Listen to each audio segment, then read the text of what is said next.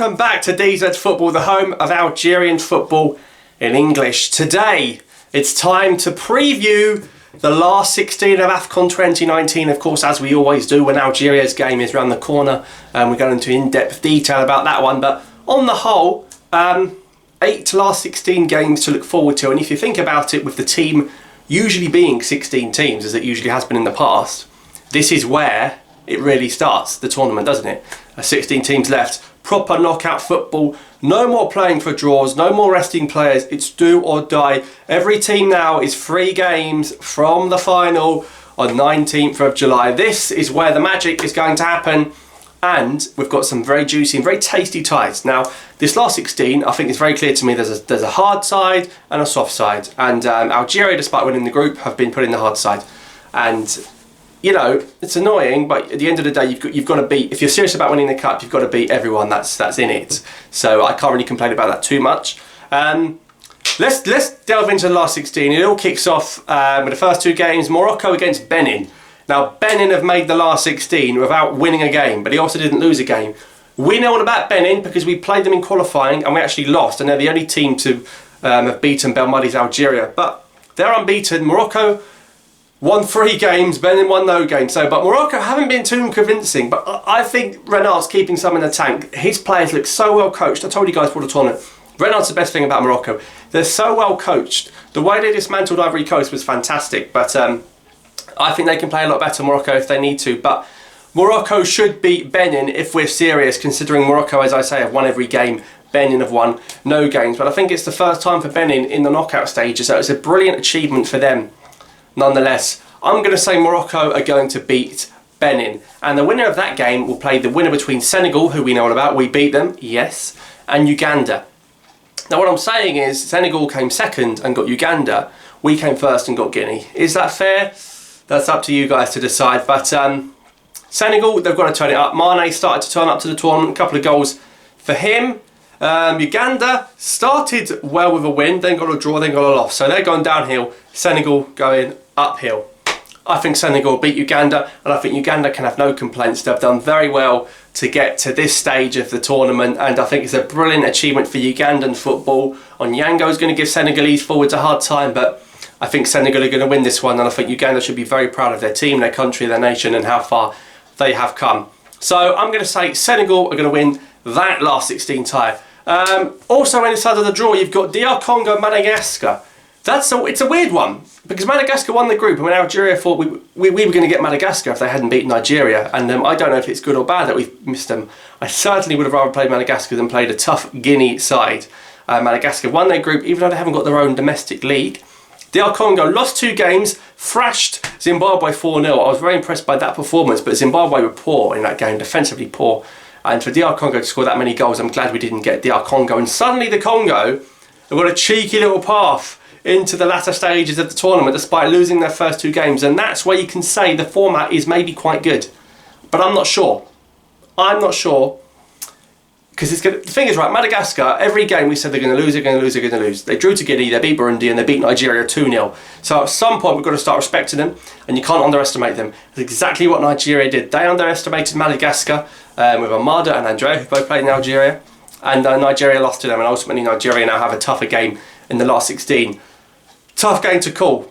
But if we're going to look at it logically, you've got to say DR Congo with the players and the talent would beat Madagascar. But you never know with Ahmed and the way the tournament's gone so far, Madagascar could do it. But theoretically, I'm going to say DR Congo are going to beat Madagascar. But it'll be a lot closer than people think, and I think Madagascar will give them a real good go. Also in the side of the draw, you've got Tunisia and Ghana. 2 teams that are big on paper, but again, they've been poor. Tunisia haven't won a game. You literally haven't won a game, guys. Tunisia drew to Mauritania. Now, I don't want to insult anyone from Mauritania, but you've drawn to a team that have got... This is embarrassing from Tunisia, guys. I said before the tournament they weren't going to win the group. This is even worse than I thought. How can you draw 3 games and come second? What a poor, poor group of Angola and Mauritania there. Shocking, shocking standards. Even Ghana already won 1 game, and that was against Guinea-Bissau.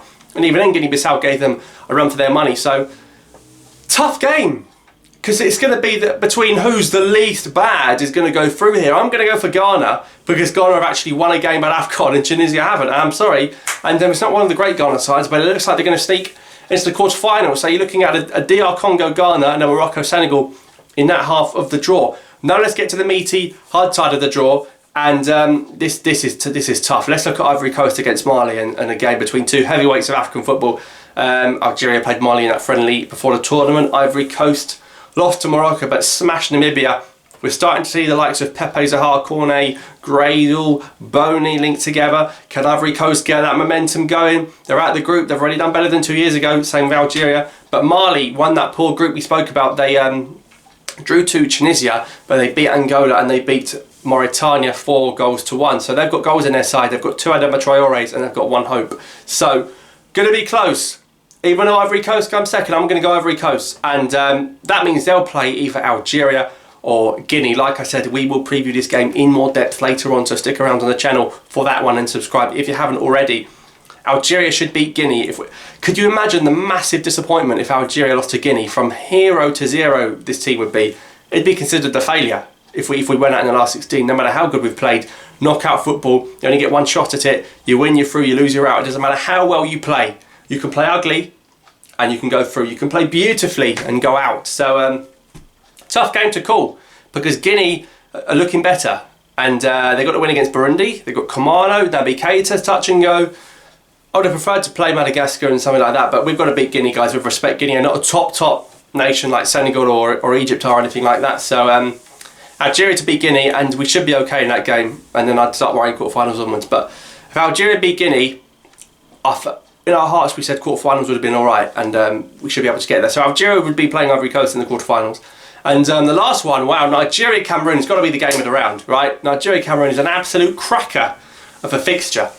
And again, Nigeria started off so promisingly, took their foot off the gas against Madagascar and lost to Madagascar, and they paid the price. Cameroon the same, couldn't beat Benin, they've come second, and suddenly one of Nigeria or Cameroon is going home in the last 16.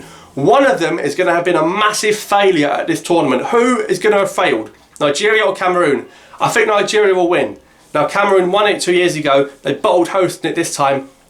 They haven't been great since the first game, I'll tell you that. They haven't looked like conceding, but going forward, you know, Choupo-Moting's been very disappointing. And we know Nigeria have got more physicality. I think they've got a better players, a better strength. And I'm going to think Nigeria are going to beat Cameroon. So a real disappointment for Cameroon there.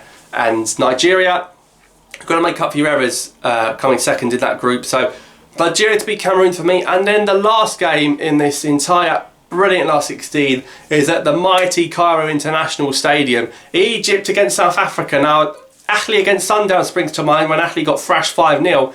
But of course, only a few players remaining from that game. Egypt, the last game, of course, they're at night, yes. And they've got the biggest stadium, yes. And they've got one of the easiest opponents, yes. Anyway, they should beat South Africa. And South Africa can count themselves very lucky to be in the last 16. Bafana are a huge footballing nation, and Percy Tau could cause 1 or 2 problems, but Egypt haven't conceded a goal. And, you know, it's going to be tough. It's going to be tough for South Africa to get something.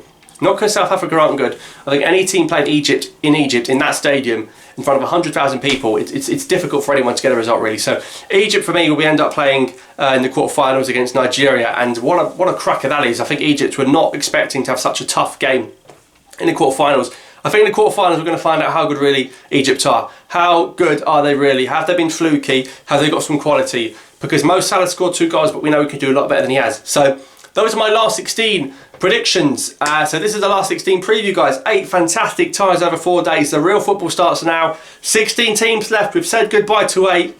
Soon we'll be saying goodbye to another 8. And Algeria, of course, they're in the knockout stages. Is this going to be our year? Is it coming home? Let me know your predictions down below for the last 16 and I'll get back to you. Subscribe for more content about Afcon 2019 if you haven't already. And of course, thanks for watching, guys.